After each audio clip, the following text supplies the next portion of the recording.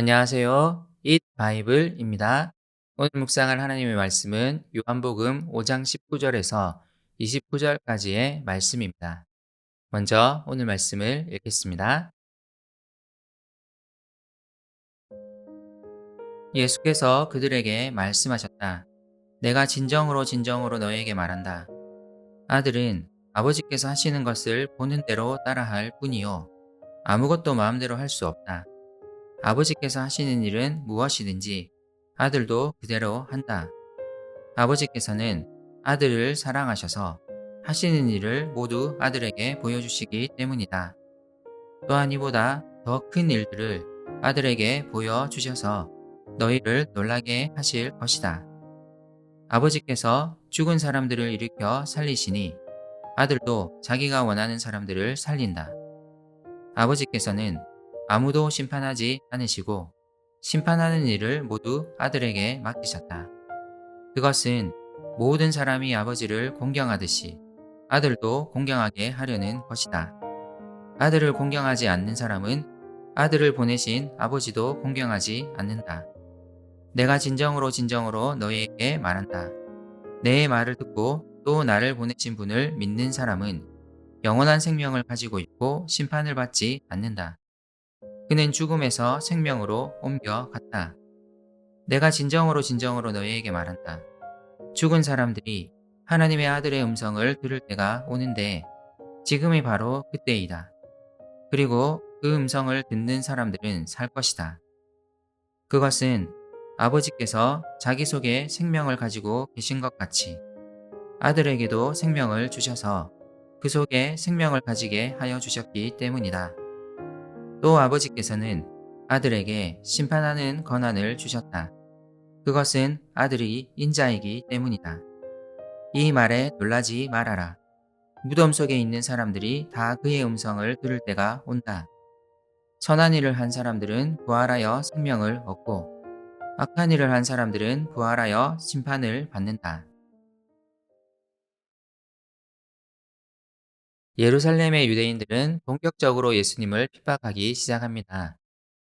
그분이 자신을 하나님의 아들이라고 거듭 말씀하셨고 유대인들은 이를 하나님을 모독하는 것으로 여겼기 때문입니다. 유대인들의 이런 생각은 예수님이 그들이 규정해 놓은 안식일 율법을 어겼기 때문입니다. 그들이 만든 체계에 예수님이 따르지 않자 그들은 예수님의 말씀에 전혀 귀를 기울이지 않았습니다. 이에 예수님은 그들을 향해 다시 한번 자신이 하나님의 아들임을 담대히 말씀하십니다. 그가 안식일에 병자를 고치신 일은 하나님 아버지를 따른 일임을 말씀하십니다. 하나님이 그 일을 하시기에 아들도 아버지가 하시는 것을 따를 뿐입니다. 아들은 철저히 아버지가 하는 일을 그대로 행할 뿐이라고 그분은 말씀하십니다. 또한 예수님은 아버지가 아들을 사랑한다는 것을 말씀하시며 아들인 자신을 통해 안식일에 병자를 고치는 일보다 더 큰 일을 보여주실 것임을 선언하십니다. 더 큰 일이 무엇인지 예수님은 곧바로 말씀하십니다. 그것은 바로 죽은 사람들을 일으켜 살리시는 일입니다.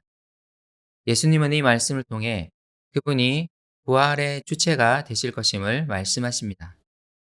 더 큰 일이 한 가지 더 언급됩니다.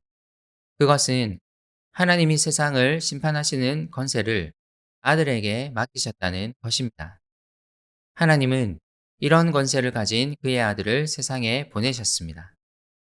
그러므로 이 아들을 알아보고 그분의 말씀을 듣고 그분을 보내신 하나님을 믿는 사람은 영원한 생명을 얻습니다.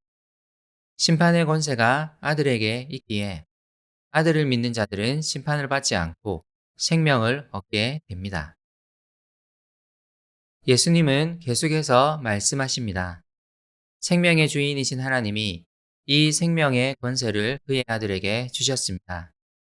그러므로 아들은 누군가에게 생명을 주기 위해 일하십니다. 동시에 예수님은 다시 한번 강조하십니다. 아들에게는 세상을 심판할 권한도 주어져 있습니다. 부활의 때가 오면 선한 일을 한 사람들, 곧 아들을 믿은 사람들은 부활하여 생명을 얻게 될 것입니다.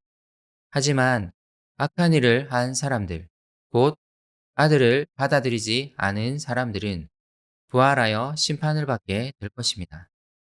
예수님은 자신을 받아들이지 않는 유대 사람들을 향해 매우 안타까운 마음으로 복음을 전하고 계십니다.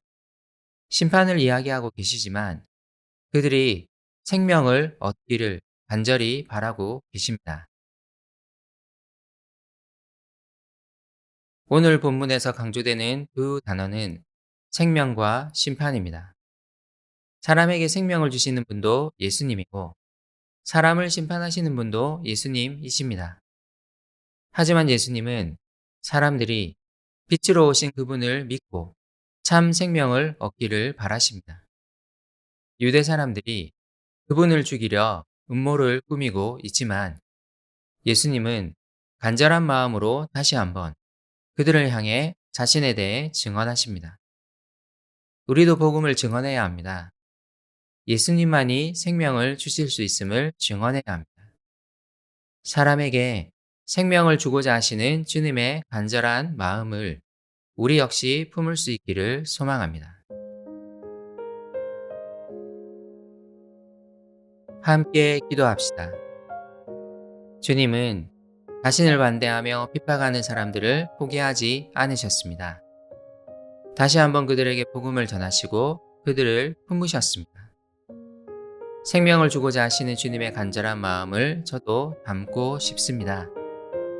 주님, 저도 누군가에게 복음을 전하도록 도와주세요. 예수님의 이름으로 기도드립니다. 아멘.